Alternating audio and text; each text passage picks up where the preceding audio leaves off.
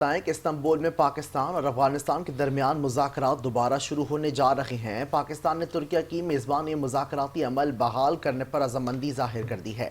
ذرائع کے مطابق افغانستان سے مذاکرات غیر نتیجہ خیز رہنے کے بعد پاکستانی وفد کی واپسی متوقع تھی، تاہم ترکیہ کے حکام نے وفد سے استنبول میں قیام جاری رکھنے کی درخواست کی ہے۔ افغان حکام کی جانب سے بھی سفارتی سطح پر رابطے کیے گئے۔ اس کے بعد دونوں ممالک نے مذاکرات دوبارہ شروع کرنے پر اتفاق کیا۔ ذرائع کا کہنا ہے کہ ترکیہ چاہتا ہے کہ اس کی میزبانی میں ہونے والے مذاکرات نتیجہ خیز ثابت ہوں۔ پاکستانی وفد اب استنبول میں قیام بڑھا کر امن کو ایک اور موقع دینے کے لیے مذاکراتی عمل کو آگے بڑھائے گا۔ ذرائع کا یہ بھی کہنا ہے کہ مذاکرات پاکستان کے مرکزی مطالبے پر ہوں گے کہ افغانستان اپنی سرزمین دہشت گردوں کے خلاف واضح، قابل تصدیق اور مؤثر کارروائی کے لیے استعمال کرے۔ پاکستان نے ایک بار پھر زور دیا ہے کہ افغان سرزمین کسی صورت پاکستان کے خلاف استعمال نہ ہو۔